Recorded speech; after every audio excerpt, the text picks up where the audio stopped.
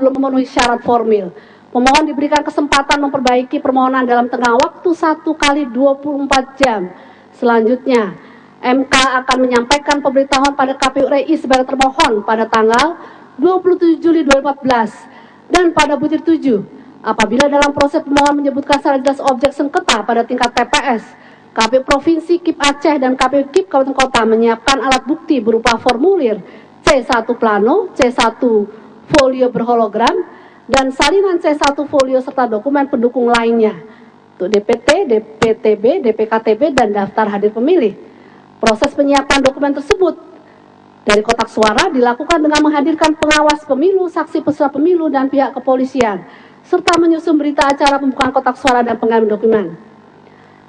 Pelibatan pihak pengawas, saksi peserta pemilu, dan pihak kepolisian menurut KPU meskipun secara prosedur formal belum sepenuhnya terpenuhi, tetapi secara substansial para teradu telah menjalankan proses jujur dan adil. Para teradu tidak bermaksud menguasai secara sepihak data dan informasi di dalam kotak suara, dan para pihak, terutama saksi peserta pemilu, dapat menggunakan pembukaan kotak suara tersebut untuk melihat dan mencatat segala hal terkait dengan isi kotak suara.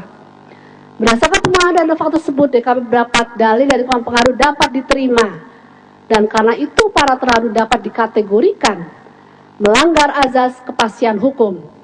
Pasal 11 Peraturan Bersama KPU, Bawaslu, dan DKPP nomor 13 tahun 2012, nomor 11 tahun 2012, dan nomor 1 2012 tentang kode etik penyelenggara pemilu. Pelanggaran terhadap azas tersebut akan mengakibatkan sanksi yang berat. Namun demikian, motivasi yang baik berupa pelibatan seluruh pihak di dalam surat edaran tersebut merupakan fakta yang sangat meringankan para teradu. Lagi pula, dari segala bukti yang diajukan, tidak dapat diambil kesimpulan bahwa kesalahan terjadi secara masif dan terorganisasi dengan motif untuk menguntungkan atau merugikan salah satu pihak pasangan calon secara diskriminatif. Oleh karena itu, tindakan etis yang layak dan patut dijatuhkan adalah yang bersifat membina, bukan pemberhentian.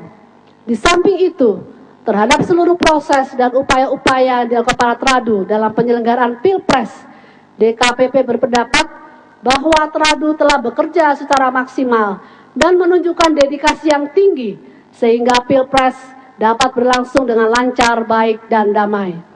Berkaitan dengan pembukaan kotak suara agar terdapat kepastian hukum bagi jajaran penyelenggara pemilu, maka DKPP berpendapat KPU ke depan perlu membuat peraturan yang dapat dipedomani oleh semua jajaran penyelenggara pemilihan umum pada semua tingkatannya. Menimbang terkait dalil pengadu selebihnya, DKPP tidak perlu menanggapi dalam putusan ini, dan DKPP mengambil kesimpulan bahwa teradu 1, 2, 3, 4, 5, 6, dan teradu 7 terbukti melakukan pelanggaran kode etik dalam kedudukan dan jabatannya sekarang. Bahwa Dewan Kehormatan Penyelenggara Pemilu harus memberikan sanksi sesuai tingkat kesalahan teradu, dan memutuskan menerima pengaduan pengadu untuk sebagian menjatuhkan sanksi berupa peringatan pada teradu 1, 2, 3, 4, 5, 6, dan 7 atas nama Husni Kamil Manik, Ferry Kurnia Rizkiansah, Ida Budiati, Arif Budiman, Hadar Nafis Gumai, Sigit Pamungkas, dan Yuri Ardiantoro sejak dibacakannya putusan ini. Demikian keputusan telah dibacakan.